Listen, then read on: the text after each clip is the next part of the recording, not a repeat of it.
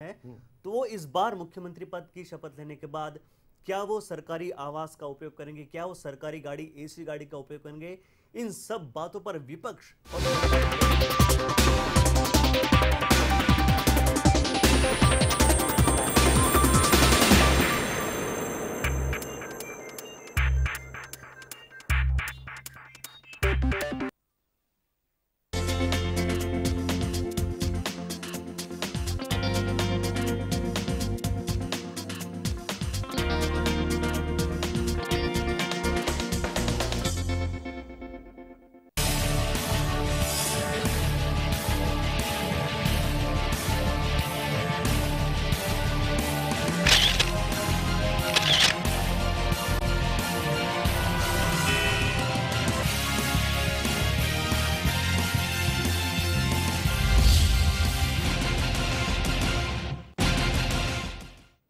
नमस्कार, मैं हूं Avanindra Ashutosh. Lemon prime time में आपका बहुत बहुत स्वागत है।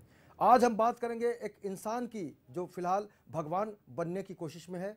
हम बात करें नरेंद्र मोदी की कि उनके गांव में यानी गुजरात के एक इलाके में नरेंद्र मोदी का मंदिर बनाया जाता है, लेकिन विरोध होता है नरेंद्र मोदी के द्वारा और उसको ध्वस्त कर दिया जाता है। तो हम कह सकते हैं कि मोदी गॉड बन गए हैं या गॉड मोदी।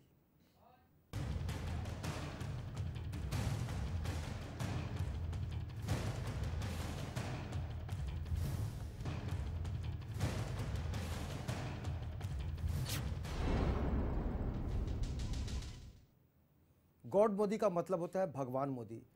मोदी खुद को भगवान नहीं मानते, लेकिन उनके जो प्रशंसक हैं, उनके जो चापलूस हैं, वो उनके जो चमचे हैं, उन्होंने एक भगवान का दर्जा देने की कोशिश की।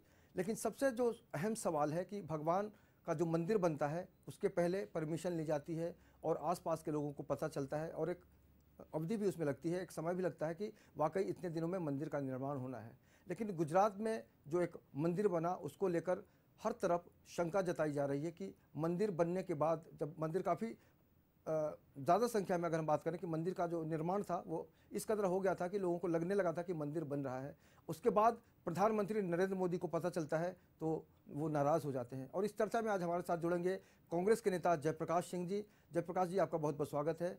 और राष्ट्रीय समाज पक्ष के नेता है हमारे बीच अशोक पांचाल जी, आपका भी बहुत बहुत स्वागत है। और धर्मगुरु असलमुद्दीन चिश्ती भी हमसे जुड़ेंगे। चिश्ती साहब, आपका भी बहुत बहुत स्वागत है। सबसे पहले हम लोकतंत्र की बात करेंगे। जयप्रकाश जी, आपको पता होगा कि आपकी पार्टी की जो अध्यक्षा है सोनिया गांधी जी का भी मंदिर लोगों ने बनाया था और कई ऐसे अभिनेता हैं, क्रिकेटर हैं जिनका मंदिर बनाया जाता है। नरेंद्र मोदी का जब मंदिर बनता है तो बहुत ज़्यादा विरोध हो जाता है और आनन फानन में नरेंद्र मोदी को ट्वीट करना पड़ता है कि हमें इसकी ज़रूरत नहीं है, ये संस्कृति के खिलाफ है। आपका पहला रिएक्शन जानना चाहेंगे। जिसको चाहने वाले लोग हैं वो उनको बनाते हैं कि भाई ये हमारे भगवान जैसे हैं जी। लेकिन नरेंद्र मोदी जी अगर दिल्ली में जीते रहते तो अपनी मूर्ति नहीं तोड़वाते। दिल्ली में हार होने के बाद वो एक चाय बेचने वाले के कारण ही प्रसिद्ध हुए कि एक साधारण आदमी देश का प्रधानमंत्री बनने जा रहा है, इसलिए पूरे देश के लोग उनको समर्थन दिए कि एक बार साधारण आदमी हो जाए। हमारे माननीय राहुल गांधी जी को शहजादे और क्या क्या बोलते थे, तो लोगों ने सोचा कि बड़े लोगों को हटाओ, एक छोटे आदमी को, चाय बेचने वाले को आगे लाओ जो गरीब का सुनेगा।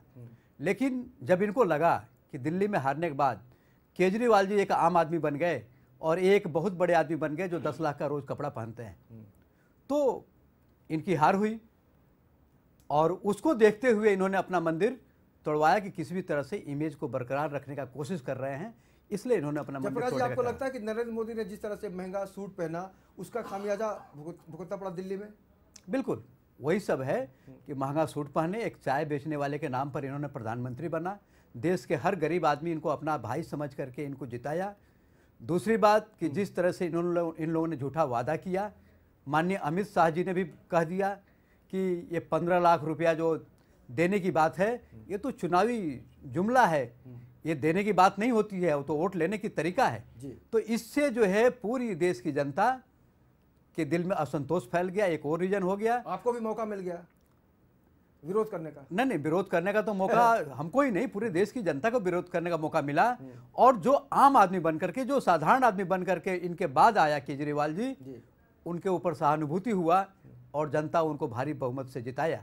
यही कारण है बिल्कुल कि अब ये बड़े बन गए और जो साधारण बन के जनता के पास आएगा उसी को जनता चाहेगी और उसको जिताएगी। इसके कारण ही केजरीवाल जी इस बार ऐतिहासिक बहुमत पाए हैं और दिल्ली में सत्ता बनाने जा रहे हैं। यही तो कमाल है लोकतंत्र का कि आप जो चाहते हैं कर सकते हैं, कह सकते हैं, क्योंकि अभिव्यक्ति की आज़ादी है। अशोक पांचाल जी, आपसे जानना चाहेंगे, आप गुजरात से हैं, क्या गुजरात में इस तरह की मान्यता है कि आप जिसको बहुत ज़्यादा प्यार करते हैं, जिसको बहुत ज़्यादा मानते हैं, उसको भगवान माने, मंदिर बनवा दें? ये तो पहले तो लेमन न्यूज़ का धन्यवाद करूंगा कि मुझे यहाँ बुलाया इस विषय पे बात करने के लिए। और आपको राष्ट्रीय समाज पक्ष में ज्वाइन करने के लिए, जिस तरह से आपको जिला अध्यक्ष बनाया गया, आपको भी बहुत बहुत शुभकामनाएं। और हम उम्मीद करेंगे कि आप आने वाले दिनों में अपने पक्ष की तरफ से उन सारी समस्याओं को उठाएंगे जिससे आम आदमी का सरोकार होता है। शुक्रिया। ऐसा है कि हर जगह पर जहाँ पर भी कोई अच्छा काम होता है, मोदी जी का पहले तो मैं समर्थन करूंगा कि उन्होंने जो विकास के कामों को लेकर आज प्रधानमंत्री की दौर तक पहुंचकर प्रधानमंत्री बन गए। आज राजकोट में गुजरातियों का एक भावना थी, वो भावना को उन्होंने अपने मंदिर बना के दिखाया गया है। लेकिन ऐसे होता है कि अपनी संस्कृति में, जो भारत देश की संस्कृति है, उसके अंदर जो आदमी इंसान जो जिंदा है उनके मंदिर नहीं बनते। लेकिन इन लोग ने बनाया है, ये लोगों ने जब अपना भावना दिखाई तो उसका विरोध भी नहीं होना चाहिए। लेकिन खुद नरेंद्र मोदी जी ने ही आज ट्विटर पे लिख दिया है कि ये गलत हुआ है, इनको ये रोक दो। और पहले तो सरकारी बाबुओं को बोलना चाहिए कि कहना चाहिए कि ये जगह पर, जो सरकारी जगह पर इनको बांधने की परमिशन पहले कैसे दी, ये गुजरात की गवर्नमेंट ने देखना चाहिए था। पहले जो भी गुजरात सरकार थी उन्होंने देखना चाहिए था कि भाई ये जगह पे मंदिर बांधने की परमिशन दी है। तो वो अब बता रहे हैं कि हमने ऐसा तो नहीं अशोक जी, मुझे नहीं लगता कि ऐसा होगा। सब कुछ पता होगा, क्योंकि प्रशासन से परमिशन लेने के बाद ही आप निर्माण कार्य कर सकते हैं। और मंदिर की बात है तो निश्चित रूप से प्रधानमंत्री तक ये बात जरूर पहुंचाई गई होगी, क्योंकि सरकार उन्हीं की है। तब उन्हें पता नहीं रहेगा कि मोदी जी की मूर्ति वहाँ लगानी है, मंदिर बनाना है, ये बोल के उन्होंने परमिशन ली होगी, गुमराह किया होगा। लेकिन भावनाओं में बहकर, गुजराती समाज एक ऐसा समाज है कि जो भावनाओं में बहता है और जिन लोगों को प्यार करता है, चाहता है, तो उनको अपने दिल में भी बैठाते हैं और बाहर भी बैठाने की कोशिश की है। बिल्कुल। तो जयप्रकाश जी, आपका रिएक्शन लेंगे, उसके पहले धर्मगुरु चलते हैं असलमुद्दीन चिश्ती साहब के पास और उनसे जानते हैं कि उनकी क्या प्रतिक्रिया है। चिश्ती साहब, आपसे जानना चाहेंगे कि गुजरात में नरेंद्र मोदी का जो एक नया रूप देखने को मिला, भगवान की शक्ल में, खुदा की शक्ल में उनको पेश करने की कोशिश की गई, और जाहिर सी बात है उनके प्रशंसक ही होंगे। मंदिर बन गया है, मूर्ति है, आरती हो रही है, पूजा लोग कर रहे हैं, उसके बावजूद प्रधानमंत्री का एक रिएक्शन आता है। तो मुझे लगता है कि ये इसमें काफ़ी देर हुई। क्या आप कैसे देखते हैं इस पूरे घटनाक्रम को? आशुतोष जी, मैं सबसे पहले अपने तमाम देशवासियों को मेरी तरफ से मैं आभारी हूँ और सलाम कहता हूँ और नमस्ते कहता हूँ। हमारे देश में अन्य तमाम विभिन्न किस्म के लोग हैं, सबकी अपनी अपनी चाहत है, अपनी अपनी क्षमता है। मोदी जी नो डाउट हमारे देश में बहुत ही पूरी बहुमत के साथ एक अच्छा प्राइम मिनिस्टर लोगों ने दिया है। अब अगर लोगों के दिल में यह है कि मंदिर बनाना है तो ये तो अपनी अपनी सोच है, लेकिन मोदी जी को खुद स्वयं ये ऑर्डर देना चाहिए कि किसी मंदिर को हमारे मंदिर बनाने की ज़रूरत नहीं है, क्योंकि मैं स्वयं अभी जिंदा हूँ। अगर आपको मुझसे मोहब्बत है तो मुझसे प्यार कीजिए, मुझसे मोहब्बत है तो आप मुझसे मिलिए, मुझसे मोहब्बत है तो आप मेरे पास आइए, जो भी समस्याएं हैं मैं सुनूंगा, या मेरे जो कार्यकर्ता लोग हैं वो सुनेंगे, या कार्यकर्ता को कोई तकलीफ है तो वो आए। इस तरीके से ऐसा कोई काम नहीं करना चाहिए। जो भी काम हुआ है ये ठीक है, मोदी जी की बहुत अच्छी समझ है कि उन्होंने उस चीज़ का एक्शन लिया और उसका विरोध किया। लोगों ने मेरे ख्याल से उसको शायद तो हटा भी दिया है। और मोदी जी, लेकिन 7 लाख मंदिर तोड़ दिए गए पिछले साल। आपको नहीं लगता कि वाकई ऐसे मंदिर क्यों बनाए जाते हैं जिनको तोड़ने की जरूरत पड़े? सब ये तो लोगों की ना समझी है, लोगों को ऐसा नहीं करना चाहिए, और लोगों ने अगर किया है तो उसका डेमोलिशन भी कर दिया है। सबसे बड़ी सोच आज लगाने की जरूरत है कि हमारे देश में जो समस्या है, जो लोग गरीब हैं गरीबी की तरफ चले जा रहे हैं, अमीर अमीर होते जा रहा है, गरीब गरीब होते जा रहा है। बिल्कुल। आज करोड़ के नीचे घर नहीं मिलता है और लखपति कहाँ से घर लेगा? लखपति भी आज झोपड़े नहीं है लोगों को रहने के लिए। इस समस्या पे सबसे बड़ी ध्यान देने की जरूरत है, और इसमें सबसे ज्यादा पिस रहा है वो है एक तबका माइनॉरिटी जिसको कहते हैं जी। माइनॉरिटी के लिए जितनी भी सरकारें आई हैं, चाहे कांग्रेस की रही हो चाहे जिसकी रही हो, खाली लोगों ने हवा में बात किया है, लेकिन किसी ने उसको प्रैक्टिकल करके नहीं दिखाया। तो मैं कहूँगा मोदी से, आपके चैनल के माध्यम से, कि मोदी जी इस बारे में कदम उठाएं, कोई भी वर्ग का कोई भी बंदा है जो गरीब है वो ऊपर आया और उसके पास बिजनेस हो या नौकरी हो या कारोबार हो। जैसे कि इन्होंने इतने का करोड़ों अकाउंट खुलवा दिए, 15 लाख नहीं आए, 15 लाख नहीं है कोई बात नहीं, कुछ ऐसे सिस्टम निकालिए कि लोगों को आसानी से लोन मिले, लोग छोटे छोटे अपने कारोबार शुरू करें, लोग ये मस्जिद मंदिर के चीज हट के दूसरा काम करें। और इस सब विवादों में मैं तो कहता हूँ देश को पढ़ना ही नहीं चाहिए। और देश का प्राइम मिनिस्टर जो है वो देश का होता है, किसी एक का नहीं होता है। किसी का, बिल्कुल बहुत सही बात कहा, लेकिन काश इसको लोग समझ पाए। जयप्रकाश जी, आपसे जानना चाहेंगे कि इस पर पॉलिटिक्स करना, मंदिर मस्जिद के नाम पर हम कब तक लड़ते भिड़ते रहेंगे? नहीं, मंदिर मस्जिद के नाम पर तो लड़ना भी नहीं चाहिए। और जो लोग इस तरह का लड़ाई कराते हैं धर्म के नाम पर, वो अपनी राजनीति सीखते हैं। इस पर लड़ना समझदार लोगों का काम ही नहीं है, ना अब लड़ाई होनी चाहिए। लेकिन जो मंदिर की सवाल आई, माननीय मोदी जी को इस बात की पूरी जानकारी है कि मंदिर बन रहा है। इतने दिन से प्रपोजल डाला जाता है, सरकार के बिना मर्जी से मंदिर बनता नहीं है। बिल्कुल। और माननीय मोदी जी जब वहाँ की एक आदमी ने कहा कि इस लड़की का पता करिए, तो अमित शाह जी और मोदी जी दोनों आदमी उसका पता किए कि भाई के कब कहाँ जा रही है लड़की, उसका सीआईडी जांच किए, स्टिंग ऑपरेशन किए। तो इतनी बड़ी मंदिर जो सालों से प्रपोजल से गवर्नमेंट के परमिशन से बनता है, उनको अच्छी तरह जानकारी है। केवल यहाँ दिल्ली में जो हार हुआ, इस हार से के कारण ही माननीय अमित जी के लड़के का शादी था, वो शादी भी साधारण हो गई, क्योंकि जब सगाई था तो पूरी दिल्ली के मंत्रालय वहाँ बैठी, पूरी दिल्ली से पूरा भारत की मंत्रालय आ गई थी, सभी मंत्री आ गए थे। लेकिन जब शादी हुआ तो उस हार के कारण घोड़ा भी वापस गया, बैंड बाजा भी वापस गया, और सभी मेहमान भी नहीं आए, क्योंकि वो हार के कारण ही ये सब करना पड़ा। और उसी हार के कारण माननीय मोदी जी इस मूर्ति को तोड़ने का कहे, ताकि फिर से थोड़ा इमेज बने, इसलिए उन्होंने कहा संस्कृति के खिलाफ है, ट्वीट भी किया। नहीं, संस्कृति के खिलाफ इस बात को कहे हैं, लेकिन ये बात नहीं थी। अगर वो जीते रहते तो चाहते ही कि लोग मोदी मोदी करें। कहाँ घर घर मोदी, हर हर मोदी, नमो नमो कहा जा रहा है। कहाँ कभी मना कर रहे हैं कि हमको इस तरह से मत मानिए, हमको देवता मत मानिए, नमो नमो कहा जा रहा है, तो कभी मना नहीं किए। आपको याद होगा बीच में एक बयान आया था, काफी विवाद हुए थे, देवालय नहीं शौचालय चाहिए, मोदी जी ने कहा था। बिल्कुल। और माननीय मोदी जी ने दिल्ली में भी कहा कि हम अपने जगह से भ्रष्टाचार मुक्त करना चाहते हैं। आप भी अगर यहाँ जिस दिन काम पर नहीं आइएगा, उस दिन का पगार कट जाएगा, तनख्वाह कट जाएगा। जहाँ जहाँ चुनाव हो रहा है, पूरा दिल्ली देश का मंत्रालय उस चुनाव में जाके काम कर रहा है, उस पार्टी के लिए केवल काम कर रहा है। क्या उस दिन का तनख्वाह जो है भारत सरकार के मंत्रालय से काट दिया जा रहा है? गंभीर सवाल कांग्रेस के द्वारा भारतीय जनता पार्टी के। तो आप पूरा तनख्वाह जो ले रहे हैं, अपनी गाड़ी यूज कर रहे हैं, पूरा तंत्र यूज कर रहे हैं, जहां जहां चुनाव हो रहा है वहां वहां, और तनख्वाह जो है भारत सरकार से ले रहे हैं।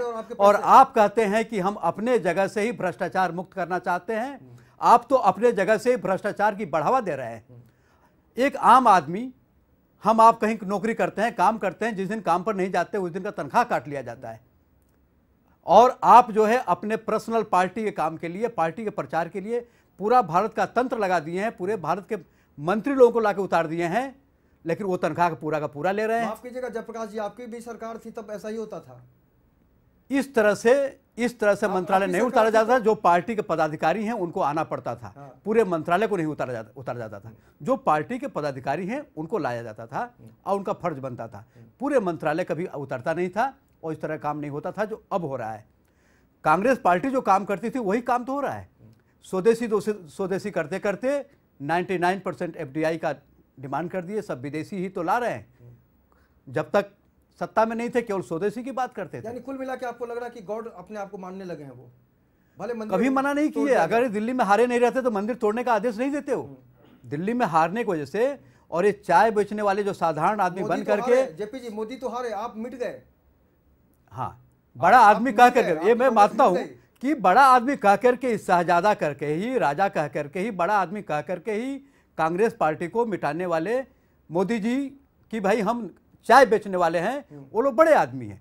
जनता के दिल में वो ये भावना जगाए, और यही भावना माननीय केजरीवाल जी जगा दिए कि हम उनसे भी साधारण, वो तो 10 लाख का रोज कपड़ा पहनते हैं, दिन भर विदेश यात्रा कर रहे हैं, लेकिन हम साधारण आदमी हैं, अपना मफलर उतारे नहीं, देश जनता के हित, जनता के दिल में उतर गए और आज ऐतिहासिक बहुमत लेकर के केजरीवाल जी आए हैं। अगर ये भी अच्छे काम नहीं करेंगे तो इनका भी जिस तरह से मोदी जी जनता तो पाई पाई का हिसाब हो गए उस तरह से वो भी हो जाएंगे। और कांग्रेस आज तक का इतिहास है कि जो भी आता है 5 साल, 2.5 साल, 2 साल, 6 महीना, 49 दिन, 2.5 साल, इतना ही दिन का सत्ता करता है। बाकी कांग्रेस तो परमानेंट रहती है, क्योंकि जनता जानती है कि यह आज़ादी दिलाया है। जो पार्टी आज़ादी दिलाया है, करने का जो कॉपीराइट है वो कांग्रेस के पास होना नहीं, जो पार्टी देश की आज़ादी दिलाई है वो पार्टी कभी देश का अहित नहीं कर सकती। वक्त के साथ ये पूरे जनता को इसकी जानकारी है। लेकिन एक बदलने का जो एक इच्छा रहता है कि जरा बदल के देखा जाए, उस बदलाव के कारण कांग्रेस पार्टी उस बार हारी है। और उसके बाद अभी जो मोदी जी, कांग्रेस के कर्मों का ही फल है। देखिए, आपने जैसा काम किया वैसा फल मिलेगा। गीता का भी यही ज्ञान है, जैसा कर्म करोगे वैसा फल मिलेगा। आपकी बात मैं मानता हूं, लेकिन जिस उम्मीद से जनता ने मोदी जी को लाया, 15 लाख रुपया हर गरीब को मिलेगा, उस उम्मीद को तो माननीय अमित शाह जी ने कह दिया कि ये जुमला था, सिर्फ कहावत है। एक कहावत है। वोट लेने के लिए हम लोग ये बोले थे, ऐसा किसी को दिया नहीं जाता। उन्होंने कह दिया। ये बात जनता को तो पहले जानकारी नहीं थी। अगर ये बात पहले अमित शाह जी कह दिए रहते तो आज जो दिल्ली में हाल हुआ है वही हाल पूरे देश में हो गया रहता और कांग्रेस फिर से सत्ता में रहती। लेकिन ये 5 साल बाद पूरी हिसाब देना पड़ेगा। जिस तरह से लोगों ने वादा किया है, नहीं पूरा करेंगे तो ऐसे ही हिसाब देना पड़ेगा जैसे दिल्ली में देना। राष्ट्रीय समाज पक्ष घटक है गठबंधन में भी आप लोग। अशोक पांचाल जी, आपका क्या स्टैंड होगा आने वाले दिनों में? क्योंकि आपसे भी सवाल किया जाएगा कि आप किसके साथ हैं, जिनका मंदिर बनता है बाद में विरोध करके वो खुद तोड़वा देते हैं। अभी तो हम किसी के साथ में ऐसे दिखाई देने का कोई मतलब नहीं है, क्योंकि मोदी जी ने खुद ने विरोध किया है। तो हमारा भी विरोध है कि जो इंसान जिंदा है उनका मंदिर नहीं बनना चाहिए। उनके कर्मों को लेकर आप लोगों ने जो भावना दिखाई है, उन्होंने जो विकास के कामों को लेकर आगे आए हैं, तो वही कामों को लेकर अगर आप आगे बढ़ेंगे, या उनके कार्यकर्ता है जो उनके संपर्क में है, उन्होंने वो काम आगे बढ़ाना चाहिए। मोदी जी ने जो नारा लगाया है कि भाई विकास का नारा है, भ्रष्टाचार नाबूद करेंगे, ये करेंगे। इस देश में देखिए, इस देश में अमिताभ बच्चन का मंदिर बनता है, सोनिया गांधी जी का मंदिर बनता है, सचिन तेंदुलकर का मंदिर बनता है, अभिनेत्री खुशबू का मंदिर बनता है, लेकिन मोदी का मंदिर बनता है तो इतना बवाल क्यों? अब इसके लिए बवाल तो अभी तक तो मुझे समझ में नहीं आ रहा है कि बहुत बवाल हो चुका है। लेकिन आपके मीडिया वाले भी अभी बता रहे हैं कि इतना बवाल हो गया, मंदिर बनाया। लेकिन मंदिर बनाया तब कहाँ थी मीडिया, जब मंदिर बन रहा था। अब अपने मोदी जी का जो मूर्ति लगाया उसके बाद इतना बवाल हो चुका है। लोगों ने अभी विरोध तो किया है, तो विरोधी पक्ष वाले विरोध कर रहे हैं। दूसरी बात है कि अपने दूसरे पक्ष वाले जो है उनको भी विरोध आ रहा है कि ये मंदिर नहीं बनना चाहिए। आज की तारीख में मंदिर उन्होंने खुद ने विरोध करके रुका दिया है। अब उन्होंने आज के ट्विटर पे भी लिख दिया है कि मेरा मंदिर नहीं बनना चाहिए। मेरे को अगर चाहने वाला एक वर्ग है, गुजराती समाज है या दूसरा कोई भी समाज है, अब गुजरात में बना है तो गुजराती समाज की बात करूंगा। गुजराती समाज ने अपनी भावनाओं को लेके उनको रिस्पेक्ट करते हैं, उनको प्यार करते हैं लोग, तो वो प्यार को दिखाने के लिए उन्होंने मंदिर बनाया। हर वक्त वो मोदी जी के संपर्क में नहीं रह सकते। उन्होंने सोचा रहेगा कि मंदिर बनाने से हम रोज जाके उनके संपर्क में आ सकते हैं। सीधा पूछूंगा आपसे, देवालय जरूरी है कि शिवालय? शौचालय जरूरी है कि देवालय?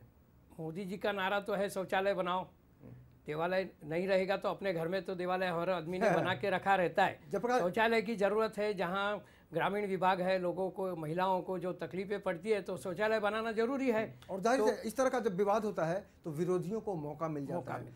एनसीपी के नेता नवाब मलिक ने क्या कहा इस पूरे मसले को लेकर? उन्होंने कहा कि मोदी साहब कहते हैं कि देवालय को शौचालय बना देना चाहिए, लेकिन एनसीपी नेता क्या कहते हैं नवाब मलिक, पहले सुन लेते हैं नवाब मलिक को। देवालय नहीं शौचालय चाहिए, उम्मीद है वो मंदिर का शौचालय बनेगा। मोदी साहब बोल रहे थे कि देवालय नहीं शौचालय चाहिए, उम्मीद है वो मंदिर का शौचालय बनेगा। मोदी साहब बोल रहे थे कि देवालय नहीं शौचालय चाहिए, उम्मीद है वो मंदिर का शौचालय बनेगा। मोदी साहब बोल रहे थे कि देवालय नहीं शौचालय चाहिए, उम्मीद है वो मंदिर का शौचालय बनेगा।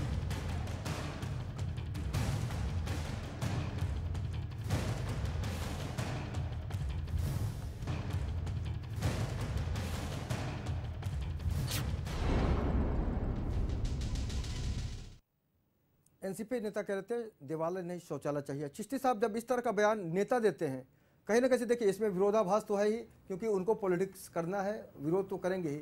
आप इसको कैसे देखते हैं कि इस देश में आज की तारीख में देवालय जरूरी है कि शौचालय?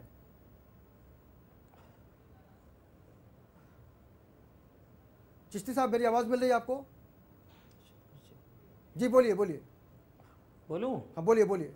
आशुतोष जी, सबसे ज़्यादा ज़रूरी ये है, जैसे कि अभी आम पार्टी ने ऐलान किया है कि जितनी अवैध झुग्गियाँ हैं मैं उनको वैध करूँगा और घर पक्का बना के दूंगा दिल्ली में।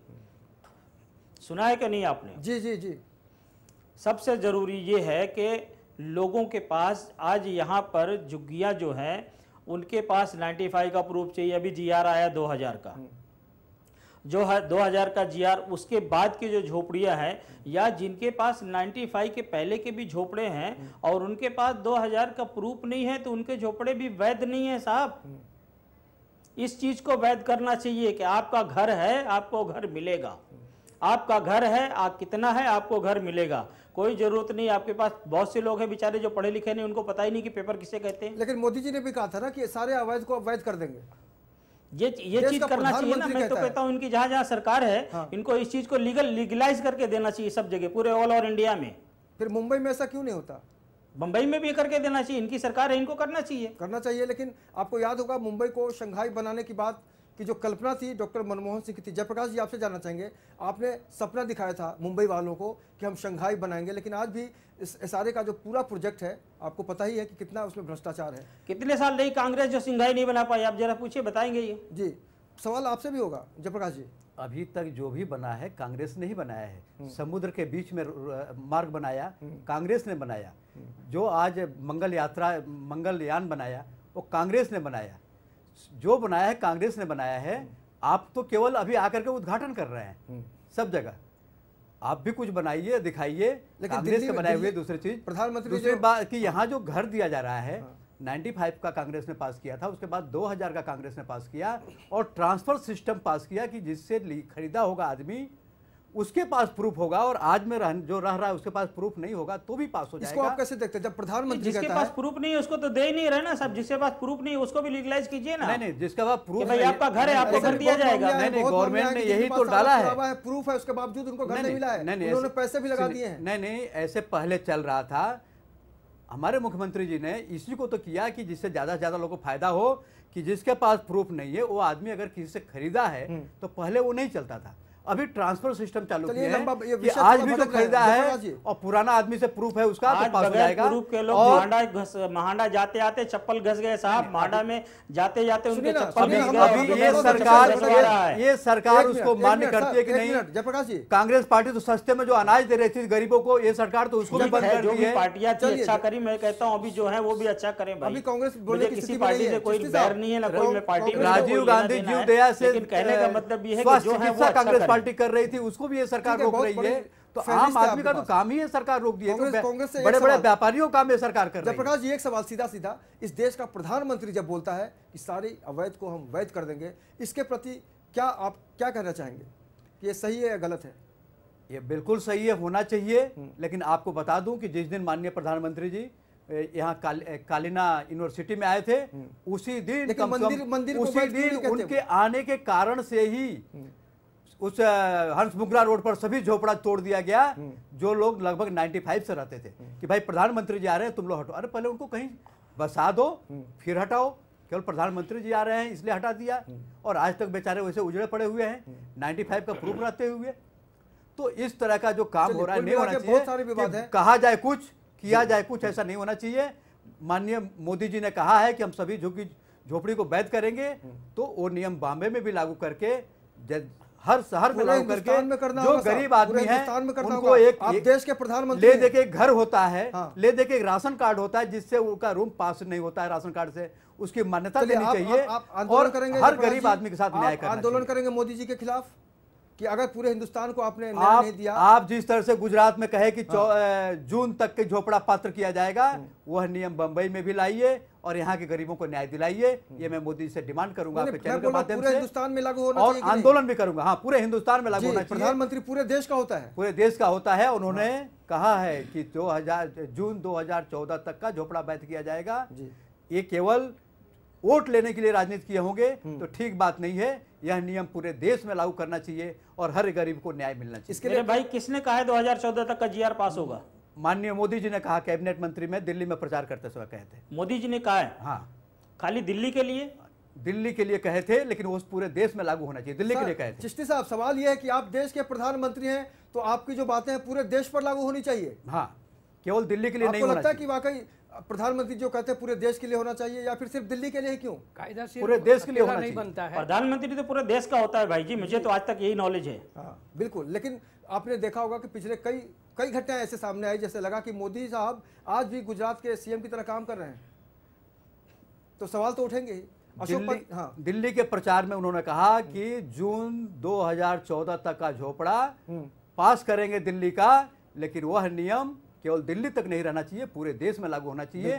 पूरे देश में गरीब रहते हैं, सबको न्याय मिलना चाहिए। बिल्कुल, सबको न्याय मिलना चाहिए। ये बहुत अच्छा एक सपना है और निश्चित रूप से आने वाले दिनों में हमारी कोशिश होगी, हमारी सोच होगी, हमारी शुभकामनाएं होंगी कि प्रधानमंत्री इस तरह से काम करें जिससे जनता खुश होकर उनको गॉड की उपाधि दे, ना कि उनके सिर्फ चंद कार्यकर्ता। इस चर्चा में शामिल होने के लिए चिश्ती साहब आपका बहुत बहुत शुक्रिया, अशोक पांचाल जी आपका बहुत बहुत शुक्रिया और जयप्रकाश जी आपका भी बहुत बहुत शुक्रिया। आशुतोष जी, मैं एक बात बोलूं? जी, बहुत संक्षेप में बोलिएगा। जी, मेरा कहने का मतलब ये है कि अगर मोदी जी मुझे टाइम दे तो मैं उनसे जरूर मिलूंगा।